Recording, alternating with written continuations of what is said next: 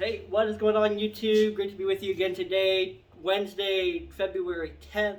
Hope you guys are all doing super well. Wanted to bring you guys today's news flash. On today's news flash, we're going to be talking about just kind of recapping the free agent signings that happened throughout this last week, so you guys are all in the know. And I want to talk about a little bit about the code of conduct that the MLB released yesterday. So to wrap through all the signings, Trevor Bauer signed with the Dodgers. Marcell Ozuna re-signed with the Braves. The Mets signed infielder Jonathan Villar. The Cardinals re-signed Yadier Molina officially. The Giants re-signed right-handed reliever Jake McGee. The Marlins signed outfielder Adam Duvall. The Mets signed outfielder Albert Almora Jr. The A's re-signed starting pitcher Mike Fiers. The Tigers re-signed second baseman Jonathan Suckup. The Rangers signed right-handed pitcher Mike Faulty,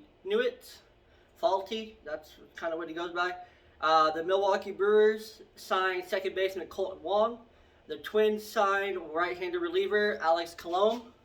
The Arizona Diamondbacks signed right-handed pitcher Joaquin Soria. The Phillies signed right-handed pitcher Chase Anderson. And lastly, the Angels were able to avoid arbitration with pitcher DH Shohei Ohtani. Now, I want to take a minute and talk about Shohei Ohtani because I'm on the side where I believe that his future is not on the mound. It is in the outfield, in right or left field, with his speed, with his arm, with his bat. He needs to be converted to the outfield if the Angels want to have get the most bang for their buck and have the most longevity they can out of Shohei Ohtani. The dude is phenomenal with the bat. He is fast. He is really fast. If they want to keep him healthy, move him to the outfield. Save yourself some money. Save yourself some heartache for him not being on the mound. He's coming off his second Tommy John surgery. He needs to be converted to the outfield full time. And so, yeah, that's my take on Shohei Ohtani. And then lastly, I don't usually talk about minor league signings. At least I won't yet until I get into the 2021 previews. But the Baltimore Orioles signed my beloved King Felix Hernandez to a minor league contract. Heard a little bit that he settled for Baltimore, but he goes in there with the best chance to win a starting job. Going in there, that team needs some kind of veteran presence, and Felix fits the bill. So best of luck to King Felix in Baltimore this season. Hopefully he makes the club. So before I talk about the code of conduct, giveaway entries ended. If you follow on Facebook, you get extra entries.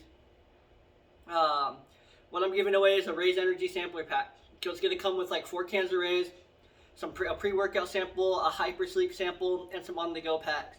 It's going to be absolutely phenomenal. I'll be doing the drawing on this Friday on a Facebook Live, so make sure you guys tune in.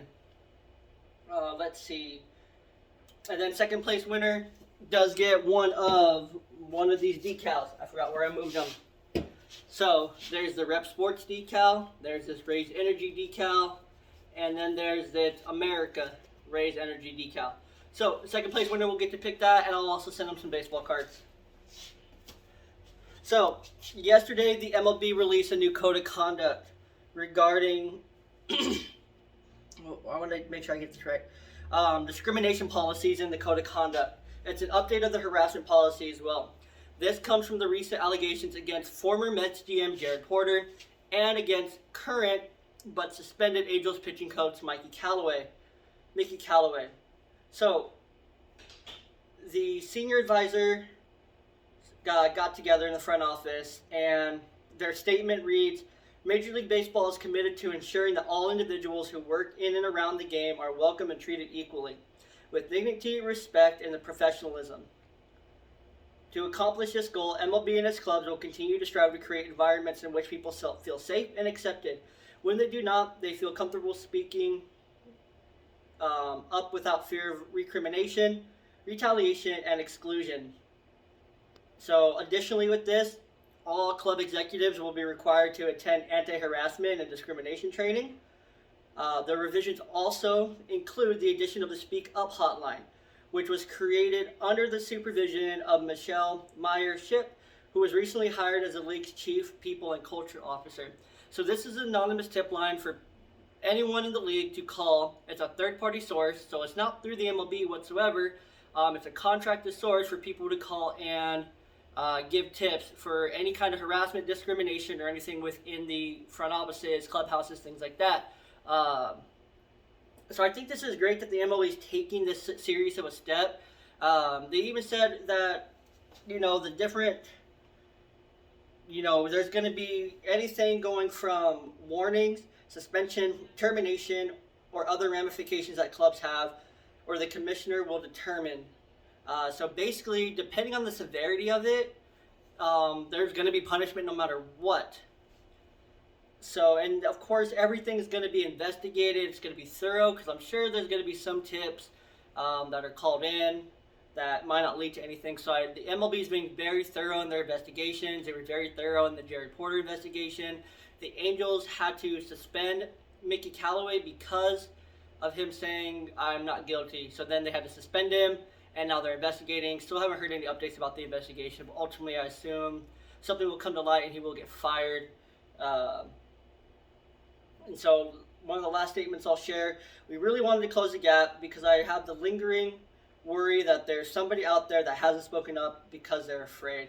So this is just, again, a fantastic thing that the MLB is doing for the safety, for everyone being included. MLB is a very exclusive sport. It hasn't been a very inclusive sport within the front offices. Until recently, we've seen more coaches, we've seen more front office personnel coming into play in these major front office roles. Look at Kim Ng with the Marlins, just barely happened. Women GM, Bianca Smith with the Red Sox, first African American female coach in the minor leagues. So the MLB's getting there. They're making progression. I think this is a great second step to go along with that. I'm super excited for it. It really shows that the MLB is taking the time to actually care and to kind of break the stigmas that have surrounded them for a long, long time. Let me know what you guys think of everything down in the comments. Make sure you guys subscribe up above. Click the bell so you don't miss any news flashes. And again, go and follow on Facebook. Once we hit 200, I'll probably going to do another giveaway, but this time I have some Daniel seasoning. Thanks for tuning in. I'll see you next time. Take care. One love.